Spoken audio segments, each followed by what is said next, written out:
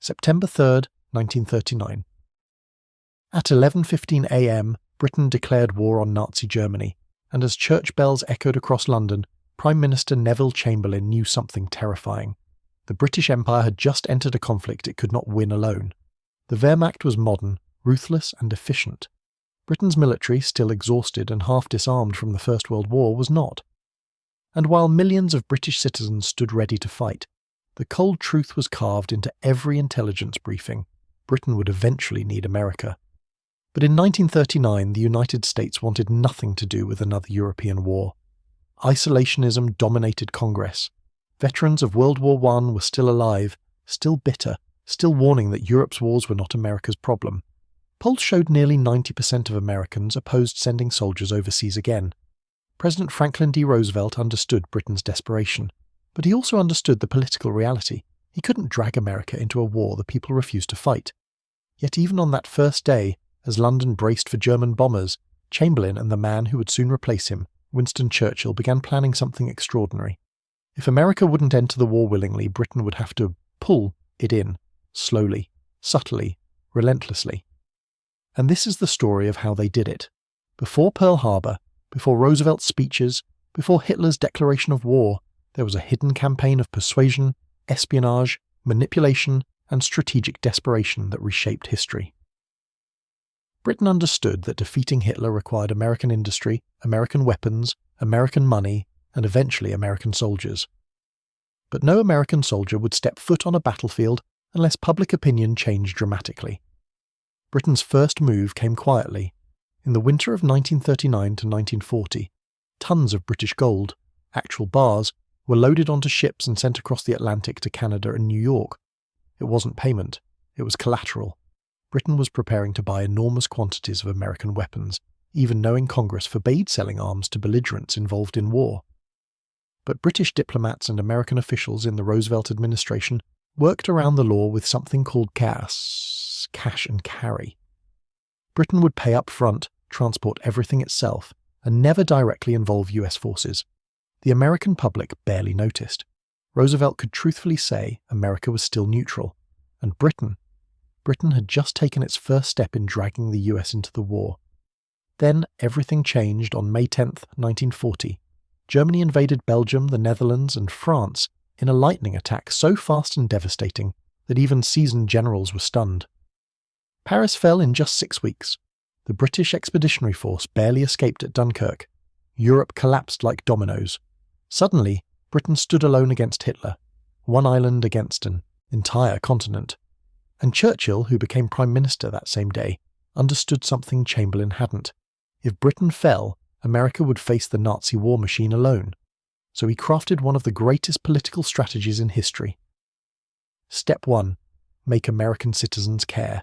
Step 2. Make American politicians panic. Step 3. Make Roosevelt believe that saving Britain was the same as saving America. Churchill began with his voice. His speeches, broadcast across the Atlantic, were designed not only to inspire Britons but to electrify Americans. He spoke in phrases that echoed through Congress and American newspapers. We shall fight on the beaches. We shall never surrender. His speeches made Americans feel morally involved, even if politically neutral. He transformed Britain from a distant empire into a heroic underdog, and Americans loved underdogs. Roosevelt knew it. The White House phone lines lit up with citizens urging the president to help Britain at any cost. Churchill's plan was working, but only partially. Americans wanted Britain to survive, yes, but they still did not want US soldiers to fight in Europe. Meanwhile, Churchill understood something just as crucial as public opinion: the Industrial War. Britain's factories were being bombed nightly. German U-boats were sinking supply ships faster than Britain could replace them.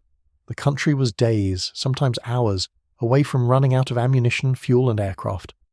Britain needed American production, but US law still blocked the transfer of most military equipment. So Churchill used a weapon more powerful than any rifle: information control. British intelligence, in one of the most extraordinary wartime strategies ever executed, began covertly influencing American media. MI6 established a secret organization in New York, the British Security Coordination, or BSC, led by a Canadian spy named William Stephenson. Its mission was simple and shocking: shape American opinion without Americans knowing. BSC agents planted pro-British stories in newspapers, leaked intelligence that exaggerated Nazi threats, forged documents, sabotaged isolationist organizations, and quietly discredited politicians opposing Roosevelt's support for Britain. They fed Hollywood scripts. They cultivated sympathetic journalists. They monitored and influenced radio broadcasts, and it worked brilliantly. Within months, polls shifted dramatically. By late 1940, the majority of Americans no longer opposed helping Britain. They supported it. Still, Roosevelt couldn't send troops, but Churchill didn't need troops yet. He needed weapons. So he pushed Roosevelt toward a revolutionary idea: give Britain weapons without immediate payment. This led to one of the most important speeches in US history. On December 29, 1940, Roosevelt addressed America in what became known as the Arsenal of Democracy speech. He framed the war not as a European conflict, but as a threat to American survival. He said helping Britain was not charity. It was self-defense. Weeks later, Roosevelt introduced the Lend-Lease Act, a program allowing the US to send unlimited supplies to countries resisting Nazi aggression. Isolationists were furious.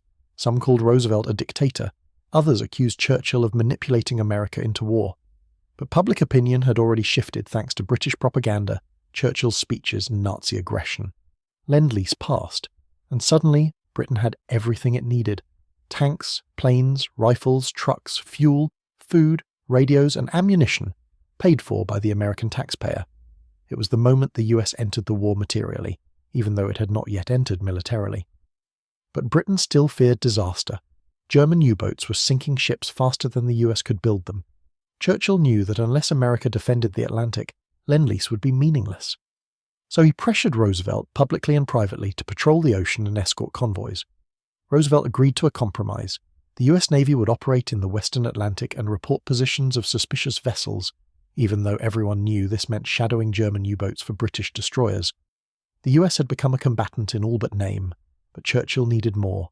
He needed American destroyers, not months from now, but immediately. And so came one of the most ingenious political trades in wartime history, the destroyers for bases deal.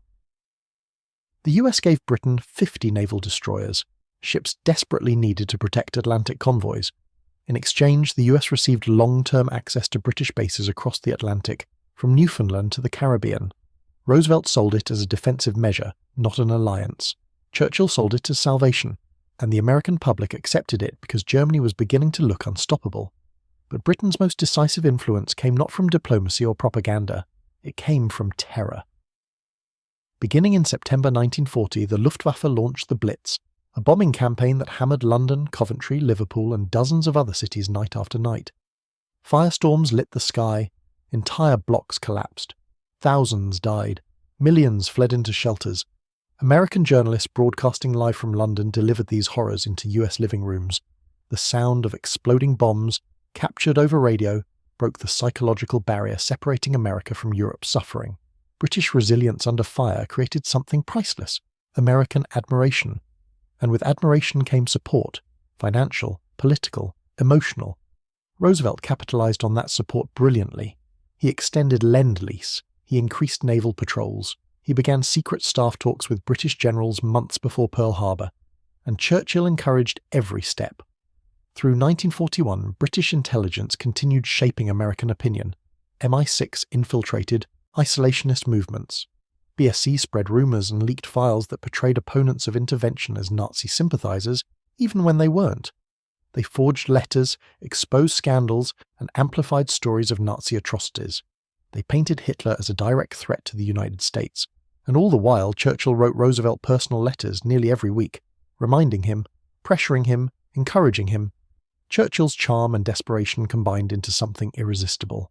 Roosevelt liked him, respected him, and gradually he reached the conclusion Churchill always wanted. If Britain fell, the world would fall with it. By late 1941, the United States was still technically neutral, but almost every aspect of American policy, economy, and military structure had shifted in Britain's favour. American shipyards were building vessels exclusively for British use. American factories were producing tanks, aircraft, and ammunition by the millions. American convoys were escorting British merchant ships. American destroyers were engaging German submarines.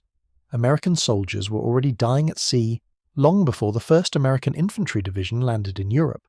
Churchill had succeeded in dragging the United States to the edge of the war, but the final push, the moment America crossed the line from support to open conflict, had not yet come. And when it did, it wouldn't be Churchill who delivered it. It would come from a place neither he nor Roosevelt fully expected.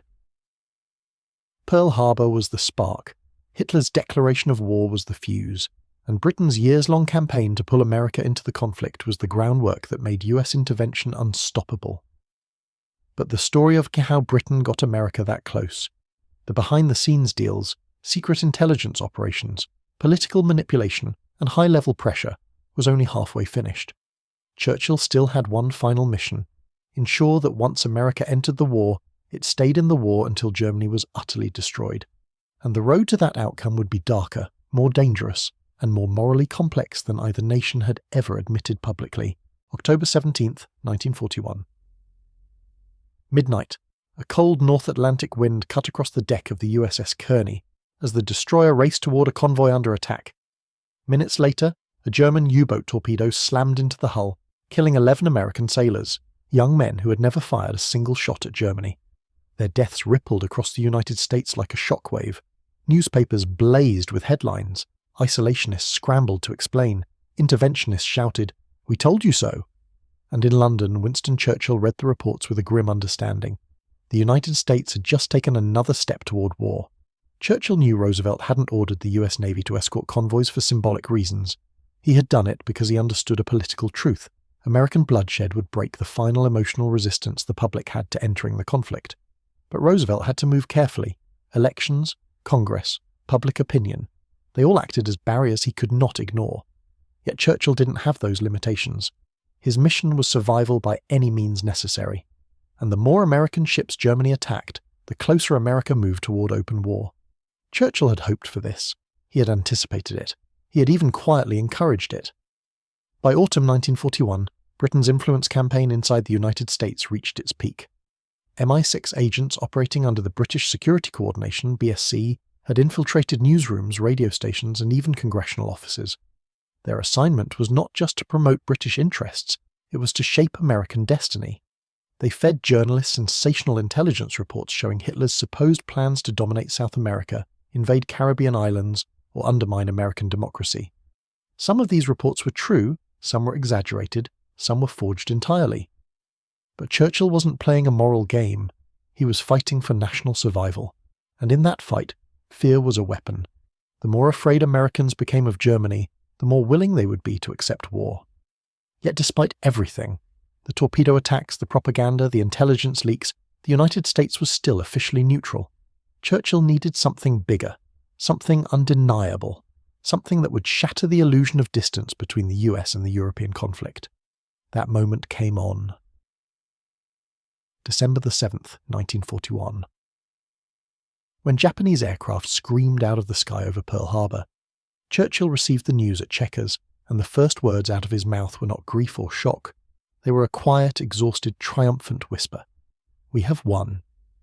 Not the war, not yet, but the struggle to bring America into the war. Churchill later admitted the moment Pearl Harbor was attacked, he slept soundly for the first time in 2.5 years. Because he knew something fundamental. Japan's attack meant America's entrance into the war with no political hesitation, no isolationist resistance, no congressional debate. And as Churchill predicted the next day, the United States declared war on Japan. But the crucial question remained, would America fight Germany too? Roosevelt wanted it. Churchill needed it. But legally, constitutionally, politically, America could have chosen to fight Japan only and avoid Europe entirely. If Hitler had stayed quiet, if Germany had not responded, the war could have split into separate conflicts. But Hitler made Churchill's dream complete. On the 26th door. December 11th, 1941, Adolf Hitler declared war on the United States, an act of strategic stupidity so immense that historians still debate why he did it. Some say he believed Japan would return the favor and attack the Soviet Union. Others argue he was confident America was too far away to matter. Still others believe Hitler wanted to strike first before America mobilized fully. Whatever his reasoning, his declaration removed the final barrier. Britain no longer had to persuade, manipulate, or negotiate. The United States was in. But Churchill wasn't finished. Getting America into the war was only the first step. He now had to keep America in the war, ensure their military focus remained on Germany, and shape the strategy of the world's most powerful nation. The first challenge came instantly. The American public wanted revenge against Japan. Congress wanted a Pacific-first strategy. US generals wanted to focus military strength on Japanese forces threatening American territory. Churchill feared disaster. If the United States devoted its full industrial power to the Pacific, Britain would be left alone again, this time against a Germany at the peak of its power. So Churchill flew to Washington in late December 1941, just weeks after Pearl Harbor, becoming the first wartime leader to address the US Congress. His speech was legendary, humorous, stirring, defiant. He reminded Americans that Hitler was the ultimate threat. He painted Germany as the mastermind behind global aggression, and he invoked shared history, shared values, shared destiny. The result? A roaring ovation. Newspapers declared him a hero. American citizens embraced Britain as a brother in arms. Roosevelt responded by formally agreeing that defeating Germany, not Japan, would be America's primary objective. This decision, known as Germany First, was one of the most important strategic choices of the entire war, and Churchill achieved it in a single visit. But the alliance was not as smooth as it appeared. Behind closed doors, US generals clashed with British commanders. American officers believed the British were too cautious, too defensive, too focused on preserving the remnants of their empire. British officers believed Americans were reckless, inexperienced, and far too eager for dramatic offensives. Churchill spent months smoothing tensions, persuading Roosevelt, and manipulating joint planning committees to push for strategies that benefited Britain directly. When the US wanted to invade France in 1942, Churchill resisted fiercely. Britain had been bled dry. Its army was not ready. Its defences were fragile, and Churchill feared that a premature invasion would lead to catastrophe, another Dunkirk, only this time with American troops. So he pushed instead for operations in North Africa. He framed them as stepping stones. They were not. They were designed to save British imperial lines, protect the Suez Canal, secure Middle Eastern oil, and strike at Germany's weakest point. The Americans objected until Churchill convinced Roosevelt personally. Operation Torch, the Allied invasion of North Africa, became America's first major combat operation in the European theatre. And though US generals grumbled, Churchill had once again steered American strategy exactly where he wanted.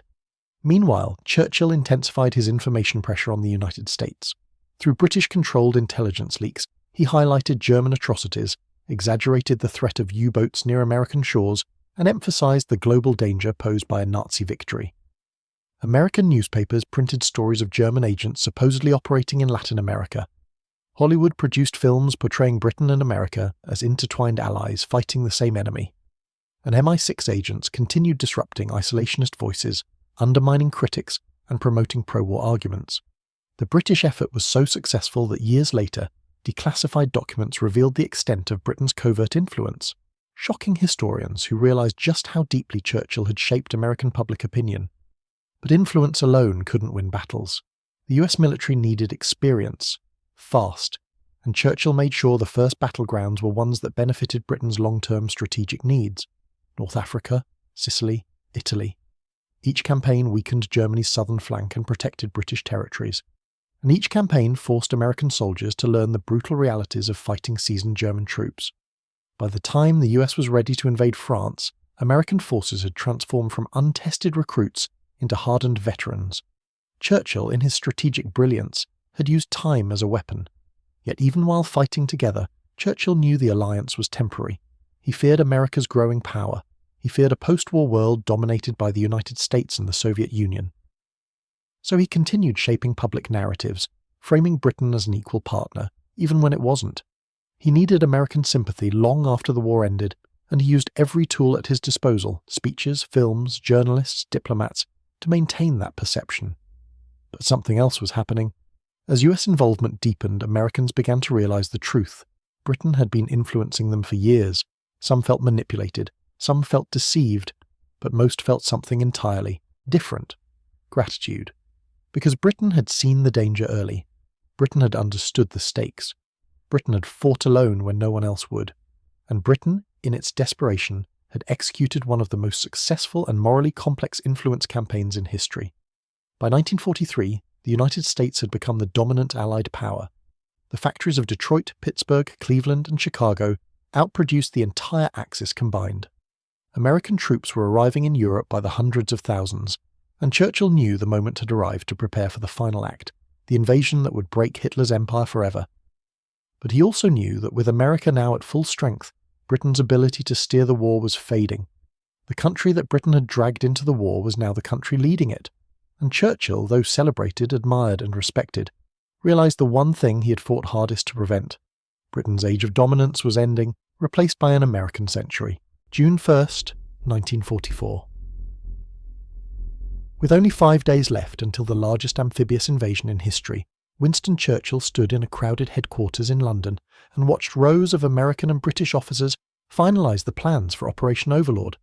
Giant maps stretched across the walls, radios crackled with coded messages, commanders whispered over stacks of intelligence reports, and Churchill, who had spent 5 years pulling every lever possible to drag the United States into the war, realised something astonishing. Britain was no longer the senior partner in the alliance. America was.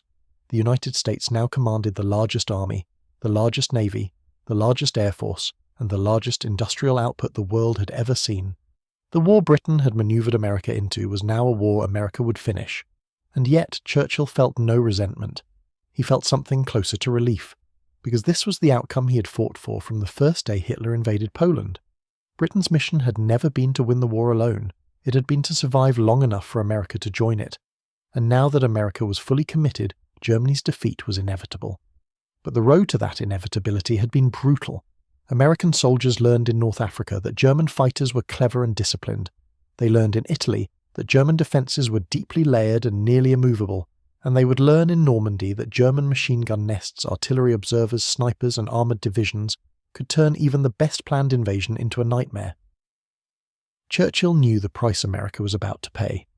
And as he looked across the war room at Eisenhower, the American general now commanding the entire Allied operation, he also understood something deeper. This partnership, forged through manipulation, shared necessity, and geopolitical calculation, had transformed into something far more powerful, a military alliance capable of defeating the greatest land army in Europe. But Churchill also knew what historians now acknowledge. Without British influence, British intelligence, British propaganda, British diplomacy, and Churchill's own relentless strategy, that alliance would never have existed. As D-Day unfolded on June 6, 1944, Churchill's gamble reached its climax. American forces stormed Omaha and Utah beaches, fighting through a storm of fire that mirrored the horrors Britain had endured during the Blitz. Thousands of young Americans died before noon, but they kept pushing, kept climbing the bluffs, kept breaking German defences piece by piece.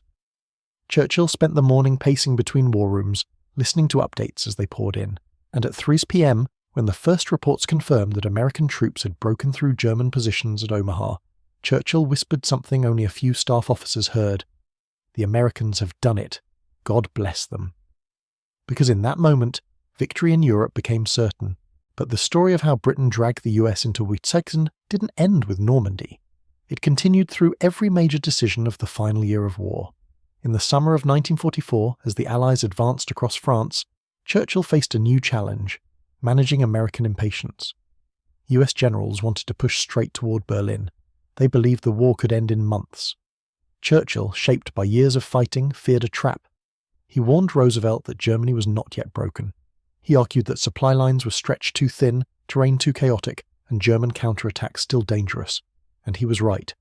The Battle of the Bulge, Germany's final desperate offensive in December 1944, proved how deadly the Wehrmacht remained. American units were overrun. Entire divisions were surrounded.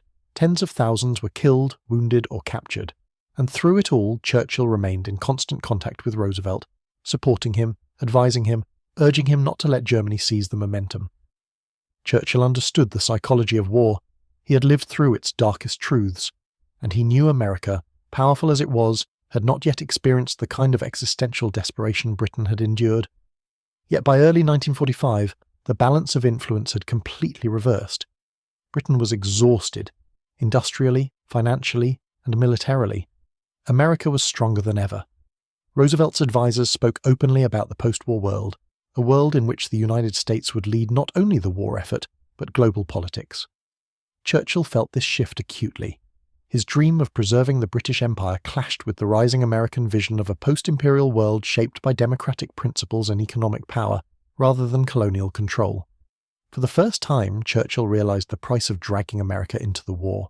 Britain had saved itself, but in doing so, it had awakened a giant whose power would eclipse its own forever. Still, Britain remained essential to the final victory. When American bombers struck German industry, British aircraft flew beside them. When US tanks rolled across the Rhine, British armour held the northern flank. When American troops liberated the concentration camps, British troops were doing the same further north. Together, the Allies crushed the Third Reich from two sides, and on May 8, 1945's Victory in Europe Day, Churchill addressed the British people, his voice cracking with emotion. He praised the sacrifices of Britain. But he also acknowledged the decisive role of the United States. Without American power, he said, the lights we lit here would have gone out. It was the closest he ever came to admitting the truth historians now understand clearly. Britain had engineered America's entry into the war, but once America entered, it became the force that won it. After the war, Churchill's covert influence campaigns came to light. The MI6 operation in New York, the propaganda networks that shaped American newspapers, the forged documents, the Hollywood scripts, the pressure on Roosevelt, the speeches tailored to American psychology, the intelligence leaks designed to make Hitler appear as threatening as possible. Some historians criticized these methods as manipulative, others praised them as necessary. Churchill himself defended them by saying, "I did what I had to do. My country's life was at stake." And he wasn't wrong. Without American intervention, Britain would have fallen, and without Churchill's relentless, strategic, and sometimes morally ambiguous efforts, the United States might never have entered the war in time. But the final irony is the most profound. The alliance Churchill built, the one he manipulated, nourished, and depended on, ended up reshaping the world in ways he didn't expect. The United States emerged as a superpower.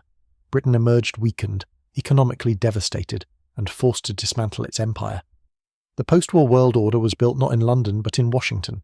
Churchill had dragged America into the war to save Britain, and in doing so he paved the way for the American century. Yet he never doubted whether it had been worth it. In his final writings on the war, he said, "No other course was open to us. We could not face that storm alone." And he was right. The survival of democracy, the fall of Hitler, the liberation of Europe, all of it depended on one of the most extraordinary political maneuvers in history: Britain's relentless effort to pull the United States into the fight. And that is the overlooked truth behind the Second World War. America did not simply join because of Pearl Harbor. America did not simply awaken to the threat on its own. It was drawn in step by step through persuasion, diplomacy, covert operations, strategic necessity, and Churchill's unbreakable determination. Because Britain understood early what the world would understand too late, that Hitler's war was not Europe's fight, it was humanity's fight. And only with America on the battlefield could humanity win it.